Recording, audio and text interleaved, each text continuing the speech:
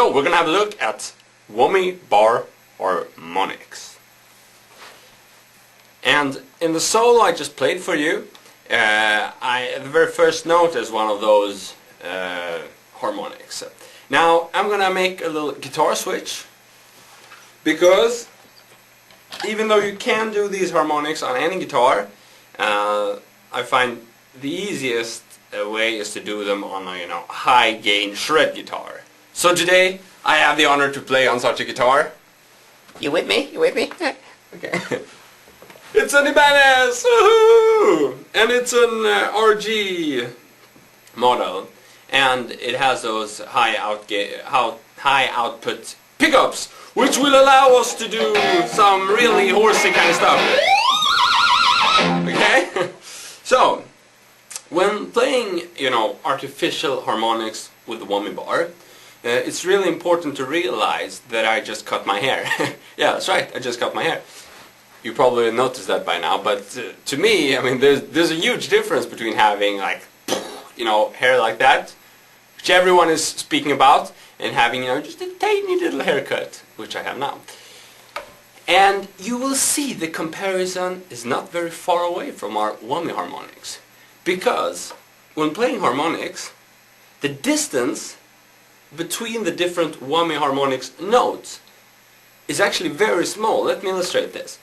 On the 3rd fret, we have a whole bunch of whammy harmonics. On just one fret, on one string, we can get 4 notes. Is that possible? Yes, it is.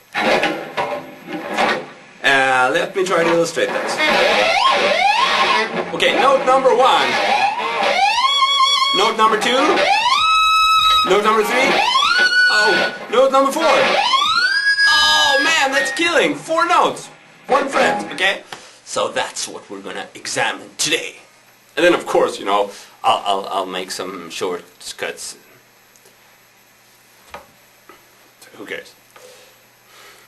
Okay, so first, you might notice that when going this direction on the guitar, which is normally down and which normally produces lower notes, we get higher notes when playing octaves.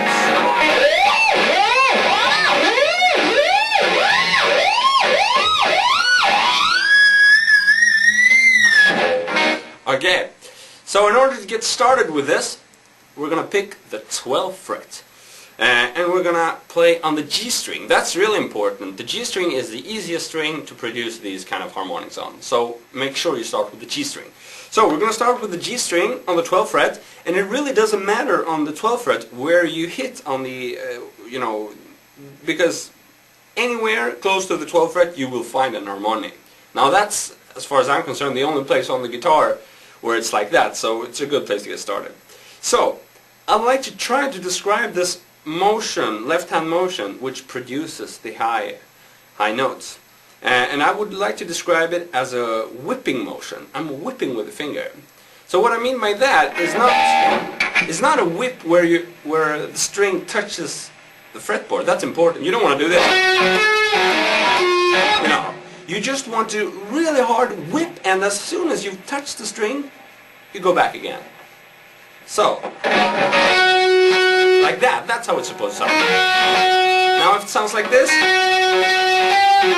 then you're producing a normal note. You don't want that. You want the harmonic on the 12th fret, G string. Okay? Have a closer look at the whipping motion. Doesn't look very difficult, does it?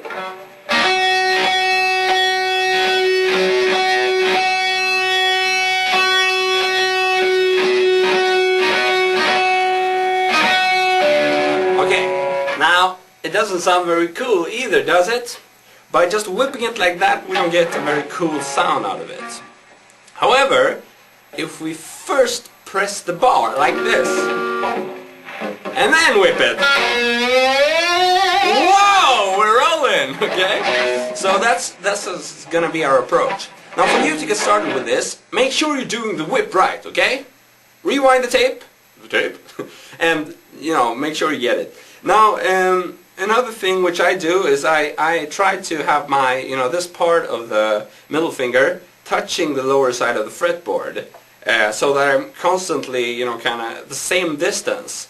Because if I just hold my hand freely like this and try to hit, I'm never gonna know which string I'm touching or hitting or whipping. So so that's why I'm holding the hand like this. Okay? It's like you do like this. You do the bottom of the finger to the floor, let the other fingers go, and then just, you know, put it there. It's easy. Okay.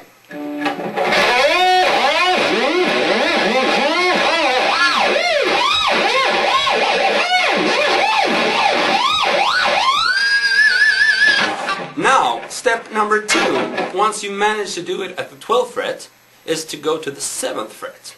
Now, the 7th fret is trickier, because you can't do it anywhere, the whip. You have to find the right spot. Now, I'm going to be a nice teacher today, and I'm going to reveal that the actual spot is exactly in between the 7th and the 8th fret. So that's where you're supposed to whip. Now, once again, make sure you nail it at the 12th fret before even attempting to do it here on the 7th fret. Now, okay, so we're going to get the harmonic right here. That's the 7th fret, that's the 8th fret, in between is here. Okay, once again, pressing the bar, hitting, letting go. And then you can add a little horsey vibrato on top of that if you like. Okay? Now, if you manage to get this down, you're ready for the 3rd fret. Because on the 3rd fret, you have all the different possibilities. I'm not going to go too much into that, because presumably if you manage to get down at the 12th and the 7th fret, you're probably going to be able to experiment around on the 3rd fret, okay? Make sure you use tons of distortion and the tone knob at maximum, because that's going to facilitate getting this. But once again, it's not an equipment thing, it's a technique thing. You can even do it without the bar.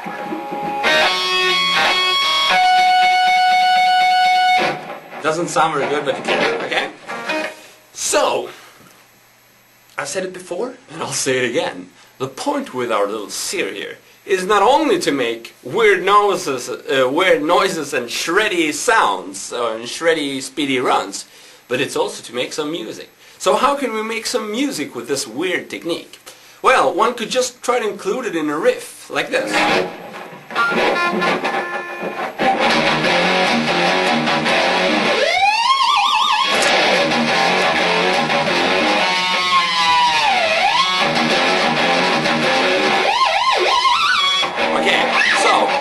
That riff is just simple.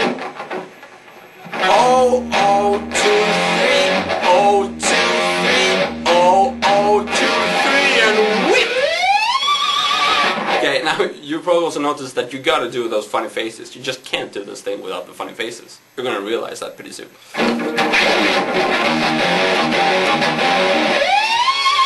Okay? Now, that would be one way. Another way is, of course, to include it in your solos and licks and runs. And here's a cool way you could do that. You could do the harmonic at the 12th fret, but we're not going to pre-press the whammy bar. We're just going to hit the note, and then we're going to press it down, like that. Okay, so we get a dive bomb effect. And then, once the note is very low, we're going to hit harmonic on the 3rd fret, because that's where we get those crazy, really high sounds. And then we're going to let go of the bar. Have a look at it.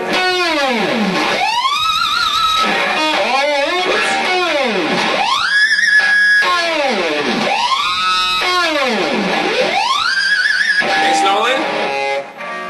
12th fret. Press. 3rd fret.